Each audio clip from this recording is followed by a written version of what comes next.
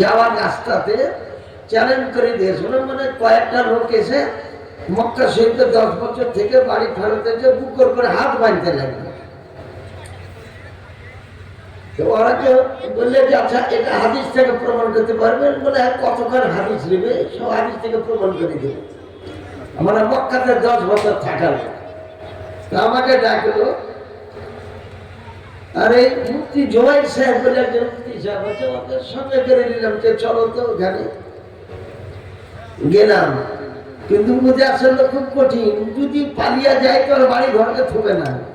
আপনারা আগে থেকে জানেন পর্বতপুর, উদয়চাঁদপুর,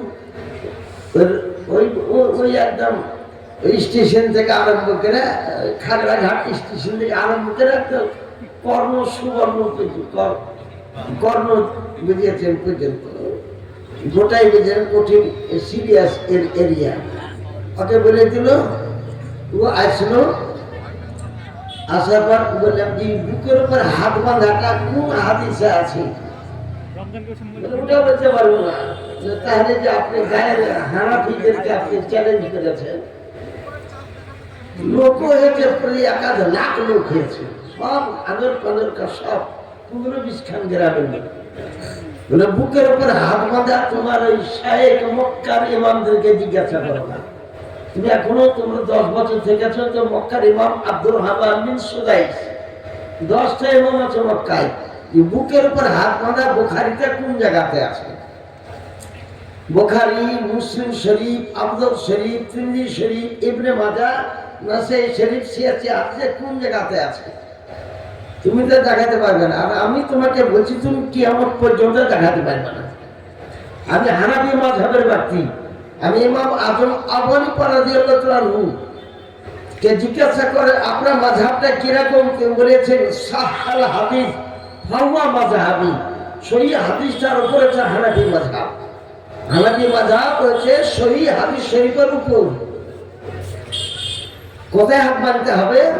নাভির নিচে হাত বাঁধতে হবে। আব্দুল্লাহ ইবনে মাসউদ বলেছেন, তাবরানী শরীফের মধ্যে বলেছেন, মুসলিম শরীফের মধ্যে বলেছেন। আর বাহারের শরীয়তেও লেখা আছে, ফতোয়া রাজাবিয়াতেও লেখা আছে, হেদায়াতে আছে, আলমগীরি কিতাবে লেখা আছে, বাহরুল রায়কে লেখা আছে।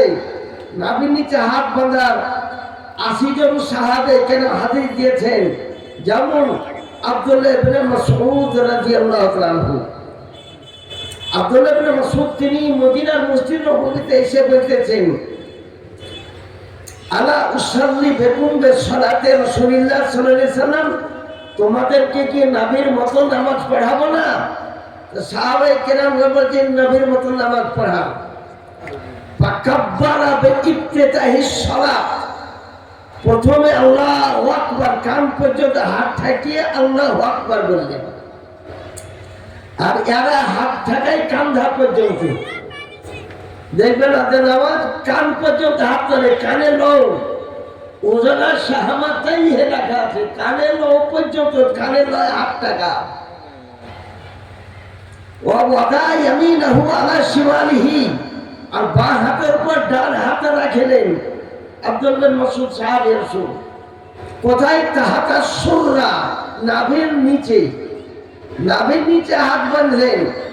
এই হাদিসের বর্ণনা করতে হযরত আলী মুশকিল কশা কারীম, এই হাদিসের বর্ণনা করতে আব্দুল্লাহ ইবনে আব্বাস রাদিয়াল্লাহু আনহু, এই হাদিসের বর্ণনা করতে আব্দুল্লাহ ইবনে উমর রাদিয়াল্লাহু আনহু, এই হাদিসের বর্ণনা করতে আব্দুল্লাহ ইবনে জাবের রাদিয়াল্লাহু আনহু, এটাই বর্ণনা করতেছেন আবু হুরায়রা রাদিয়াল্লাহু আনহু, এটাই বর্ণনা করতে উমর ফারুক আযম রাদিয়াল্লাহু আনহু। এই হাদিসে নাভির নিচে হাত বাঁধা আবু বকর সিদ্দিক বর্ণনা করতেছেন, ওসমানে গানি বলতেছেন, সমস্ত সাহাবায়ে কেরাম বলতেছে তাহাতা সুরা, নাভির নিচে। আপনারা শিখলেন যে বুখারীতে বুকের উপর হাত বাঁধা নাই, আপনারা শিখে নেবেন আর প্রশ্নটা তাদেরকে করবেন যে বুখারীতে কোন পারা? বুখারী হলো 30 পারা, কোন পারাতে কোন অধ্যায়ে বুকের হাত বাঁধা আছে দেখতে দেখাতে পারবে না। ওদের নিজের লেখা একটা বই আছে, নাম তার বুলুগুল মারাম, বুলুগুল মারাম। এই বইটা লেখক ইবনে তাইমিয়া। ইবনে তাইমিয়া একজন গুমরাহা ব্যক্তি, একটা পথভ্রষ্ট ব্যক্তি। আর আছেন সহিহ ইবনে খুজাইমা, বুকের পর হাত বাঁধা, কিন্তু সহিহ ইবনে খুজাইমা হাদিসটা যে জয়ীফ হাদিস, এই হাদিসটা মানেই চলবে না লেখা আছে। এর রাবি শেখা নয়, এ বর্ণনা করি নির্ভরযোগ্য কোনো ইমাম নাই। সব কথা বুঝে আপনাকে বুঝিয়ে দিলাম। আমরা হাত তুলে মুনাজাত করি, তেমনি কোন হাদিস আছে? এরাকে নাম দিয়েছে সব মিলে তো মুনাজাত, মক্কাতে মুনাজাত করে না। নবীকে বলেছেন মক্কাতে যা করবে তাই আমাকে করতে হবে। এই হাদিস শরীফ যদি কেউ দেখাতে পারে যে জানবো যে তুই মন্দির বাঁকাবো না, যে মক্কাতে যা করবে তাই করতে হবে, মদিনাতে যা করবে তাই করতে হবে, এটা কোনো হাদিসে নাই। নবী কি বলেছেন তারাক্তু ফীকুম আমরাইন ফাইন্না খায়রাল কিতাব কিতাবুল্লাহ তাআলা ওয়া খায়রাল হাদী হাদী মুহাম্মাদিন সাল্লাল্লাহু আলাইহি সাল্লাম। আমি তোমাদের নিকটে দুইটা দলিল রেখে গেলাম, একটা আল্লাহর কালাম কোরআন শরীফ, একটা নবীর হাদিস শরীফ। মক্কার লোক কি করবে না করবে ওটা লেখা নাই, মদিনার লোক কি করবে না করবে ওটা লেখা নাই। আমরা মক্কা করতে তো ভালোবাসি, আমরা মদিনা করতে তো ভালোবাসি, তাই যখন মদিনার নাম করে তখন আপনাদের মধ্যে গাম্ভীর্যতা পয়দা হয়, মদিনাতে এই করছে। আপনি তার উত্তর দিতে পারবেন না যে মদিনার লোক এই করছে, তা আমরা আর কি বলবো? আপনার পশ্চিমবঙ্গের লোক, কিন্তু আদৌ কোন জায়গায় যে কথা লেখা নেই। মদিনাকে আমিও ভালোবাসি, মদিনার মাটিকেও ভালোবাসি। পৃথিবীর মধ্যে মদিনা সর্বশ্রেষ্ঠ। জান্নাত যদি দেখতে হয় তো মদিনাতে গিয়ে দেখেন। আর অরিজিনাল জান্নাত অপেক্ষা মদিনার দামটা বেশি।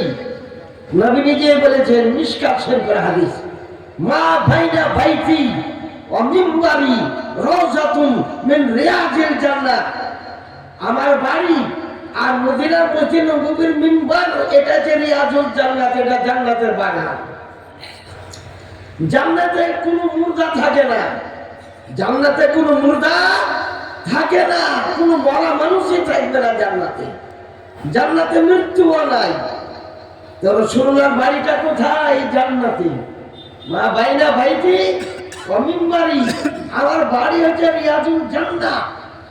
যে এখন যদি ভাই গারুকালী দল তোমাদের ইমাম ইসমাইল দেহলভী যে বলেছে নবী মার্কার মিট্টি বে মিল গয়া, নবী মরে মাটিতে মিশে গিয়েছে, নবী তো জান্নাতে আছেন। সহিহ হাদিস, মা বাইনা বাইতি ওয়া মিম্বারি রাওযাতুন মিন রিয়াদিল জান্নাত। बागे फिरदौस से कम बागे मदीना तो नहीं, हाँ मगर वही जनादा ने समझा तो नहीं।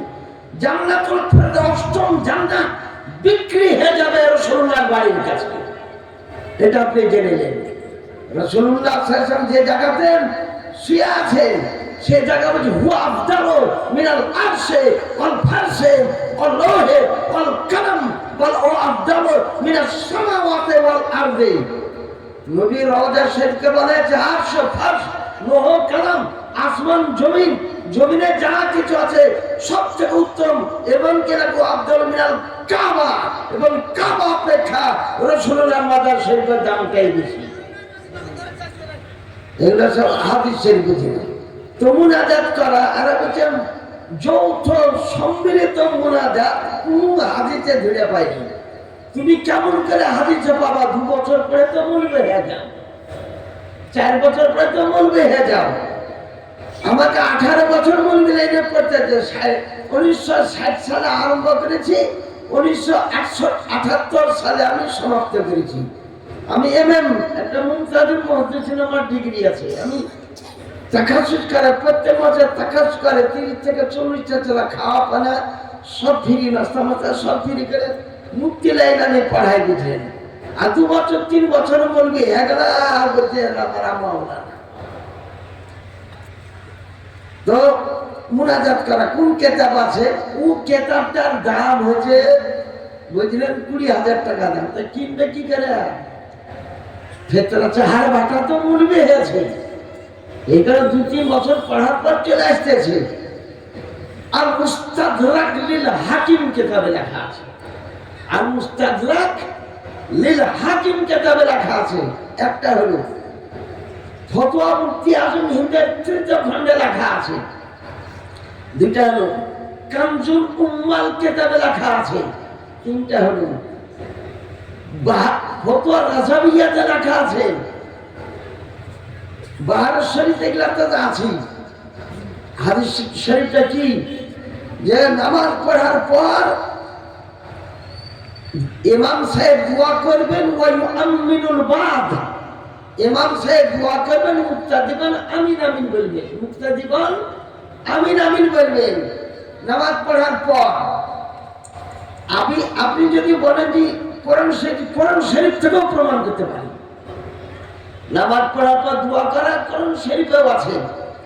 30 পারা আলাম নাশরাকা সাদরাক ফাইজা ফারাগতা ফানসব ওয়া ইলা রাব্বিকা ফারগাব।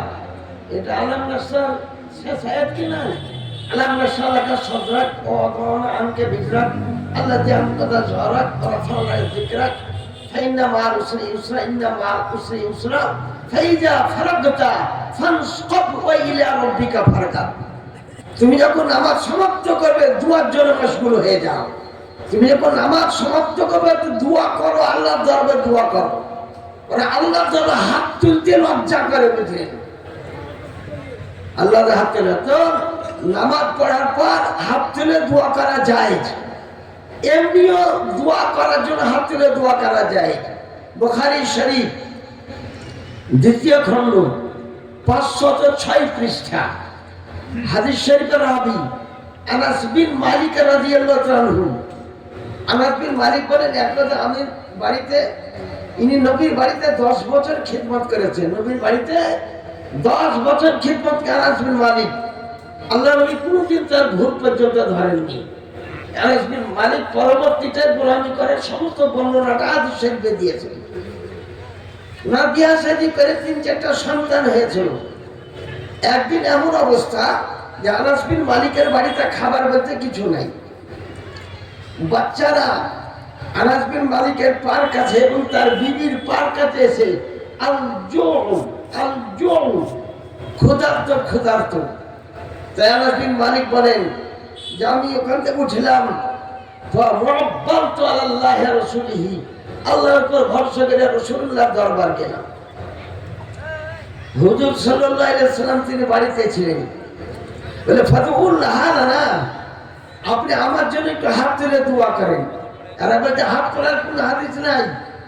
বুখারী 506 পৃষ্ঠা ফাদউল্লাহ লানা, হুজুর আপনি আমার জন্য একটু দোয়া করেন। তো রাসূলুল্লাহ হাত তুলে দোয়া করতেছেন। দোয়াটা কি ওটাও লেখা আছে, আল্লাহুম্মা আকসির মালাহু ওয়া ওয়ালাদাহু ওয়া রাতিল হায়াতাহু।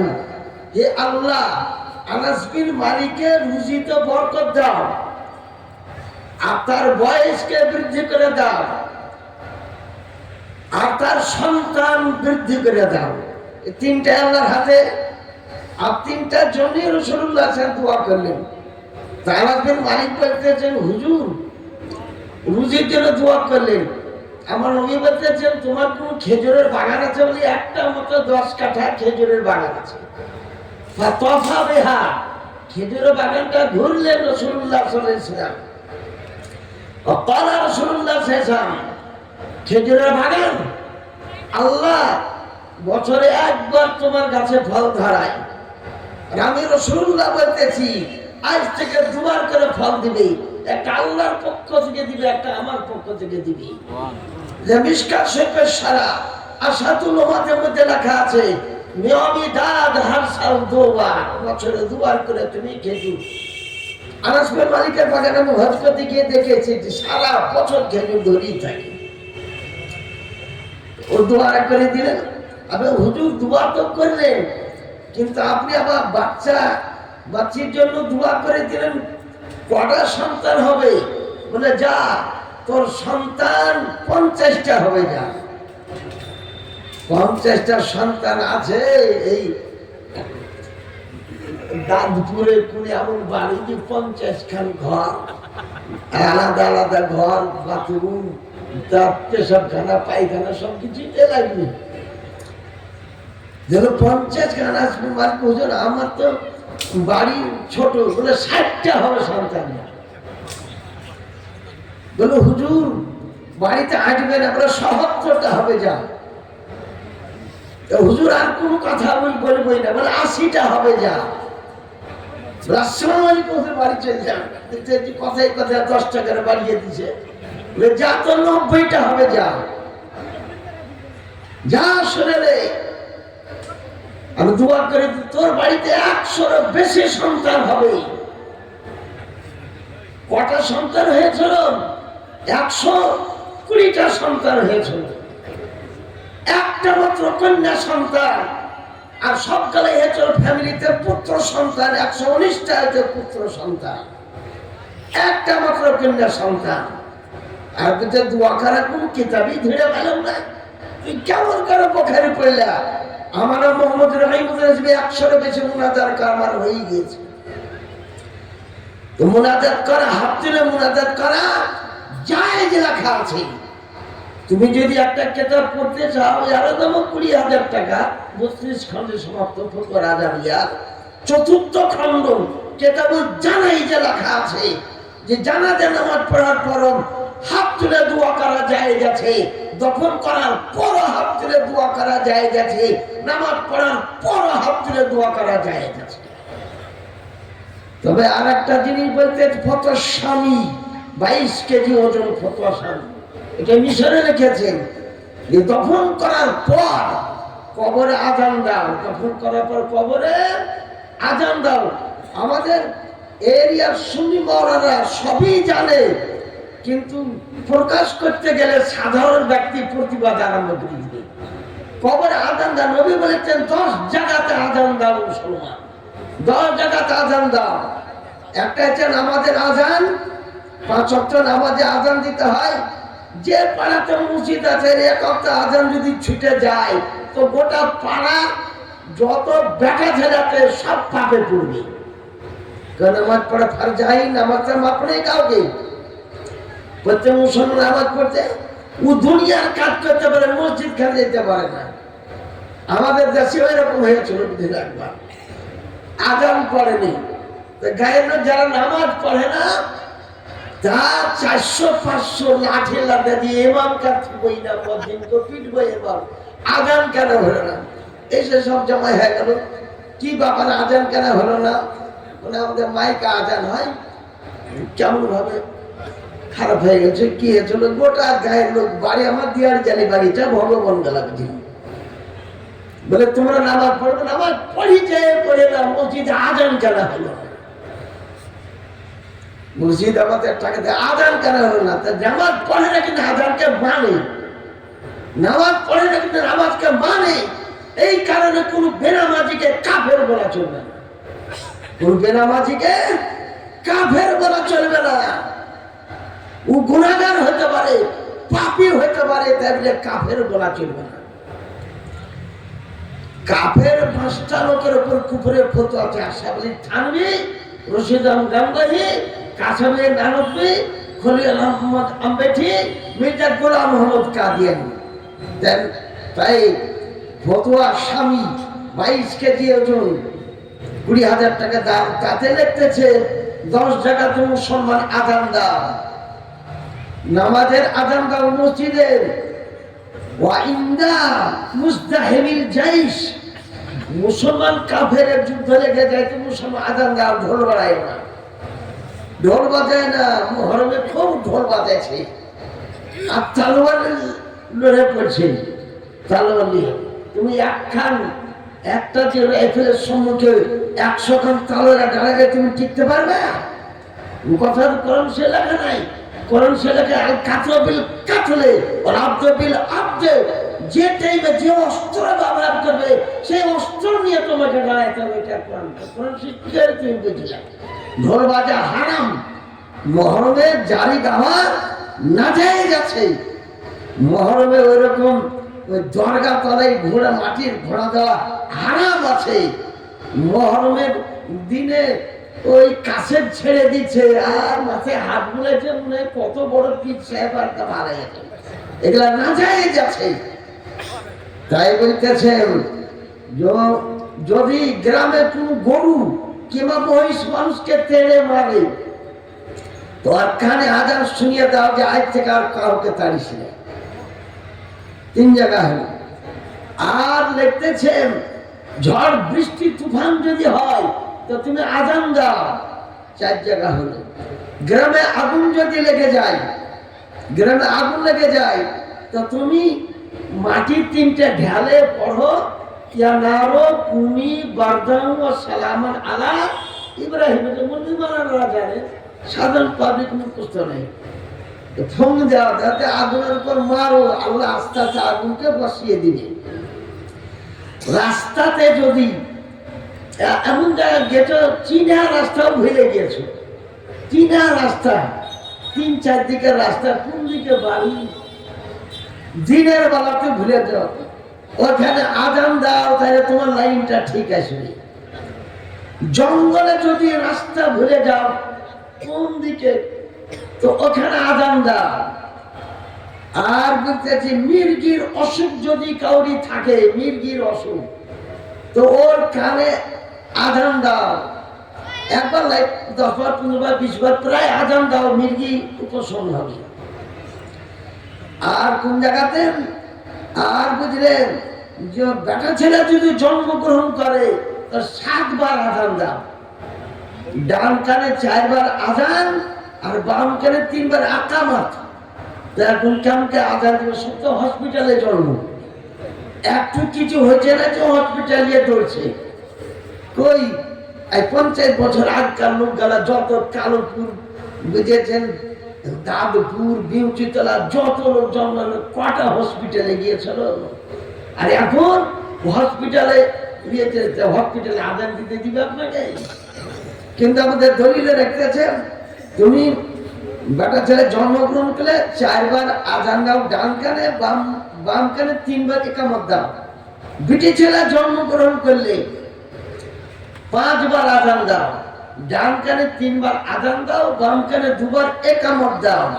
ওয়া ইনদা ইনজালিল মাইয়িতিল কবরা, আর মাইয়িতকে কবরে দফন করার পর পশ্চিম দিকে মুখ করো, আর কবরের পূর্ব দিকে দাঁড়াও, তাহলে পশ্চিম দিকে আপনার মুখ হবে। যে পুরো আজানটা দাও, যে আজানটা আমাদের দাও ওই আজানটা দাও। আজান দিলে কবরবাসী 10টা উপকার হবে। আজান দিলে যে 3টা প্রশ্ন করবে, এই 3টা প্রশ্নের উত্তর এই আজানে আছে। আজান দিলে জান্নাতুল ফেরদাউসের দরজা খুলে যাবে। আজান দিলে জান্নাতুল ফেরদাউসের বিছানা বিছিয়ে দেওয়া হবে। আজান দিলে মুনকির নাকিরের সওয়াল জবাব আসান হবে। আজান দিলে পরে মদিনার কবর থেকে রাসূলুল্লাহ সাল্লাল্লাহু আলাইহি ওয়াসাল্লাম তোমার কাছে কবর প্রবেশ করবেন। এটা বুখারী শরীফে আছে। মুনকির নাকির জিজ্ঞাসা করবেন মান নবিয়্যুকা, তোমার নবীকে? বলে এটাই বলতে পারবো না। তখন রাসূলুল্লাহ তাকে উদ্ধার করার জন্য মদিনার কবর থেকে তার সম্মুখে আসবেন। তখন বলবেন জি মা তাকুলু ফি হাক্কি হাযার রাজুল, বুখারী শরীফ। এই ব্যক্তি কে? তখনই বলে যে মিলাদ তো করতাম, ইয়া নবী সাল্লাল্লাহু আলাইহি গাইতাম, ইয়া রাসূল সাল্লাল্লাহু আলাইহি গাইতাম। বলে হাযা মুহাম্মাদুর রাসূলুল্লাহ সাল্লাল্লাহু আলাইহি ওয়াসাল্লাম, ইনি আমার নবী মুহাম্মদ রাসূলুল্লাহ সাল্লাল্লাহু আলাইহি ওয়াসাল্লাম। বলে বাস বাস, মুনকির নাকির আর কোন প্রশ্ন উত্তর করিও না, যাও কবর থেকে চলে যাও। মুর্দা ব্যক্তিকে বলবেন নাম কানাউমাতিল আরুস, দুরা দুলহের মতো শুয়ে যাও। লাম ইস্তাইকাজা হাত্তা আতাল কিয়ামত, তোমাকে আর জাগ্রত করা হবে না কিয়ামত পর্যন্ত, তুমি কবরে শুয়ে আরাম করো। বুখারী শরীফ বাবর ইসবাতে আযাবিল কবরের এই হাদিস শরীফ বর্ণনা করা আছে। আল্লাহ নবী সাল্লাল্লাহু আলাইহি ওয়াসাল্লাম বুঝেন মুনাজাত হাত তুলে মুনাজাত করা যায়, জানাজা নামাজ পড়ার পরও হাত তুলে মুনাজাত করা যায়, দফন করার পরও হাত তুলে মুনাজাত করা যায়, নামাজ পড়ার পরও হাত তুলে মুনাজাত করা যায়। বলে মক্কা মদিনা ইমাম কোন দেশের ইমাম কি পুস্তক না পুস্তক অর্থাৎ আমার সাথে নাই।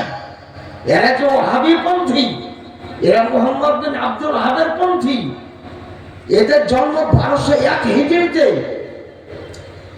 এরা কবরকে ভেঙেছে, 10,000 সাহাবায়ে কেরামের কবরকে ভেঙেছে ওয়াহাবী, এ হাত ঝাড়ুয়ার দল। আর কবর ভাঙা তো দূরের কথা, কবরস্থান ঝিটা পাই দিয়ে যাওয়া চলবে না। যদি মনে করে এটা কবর, তোর উপর পা পর্যন্ত দেওয়া চলবে না। কবরস্থানে বাড়ি করা হারাম লেখা আছে, কবরস্থানে মসজিদ করা চলবে না, কবরস্থানে ঈদগাহ করা চলবে না। এইটাই তো আমাদের হাদিসে লেখা আছে। এখন কোন জায়গা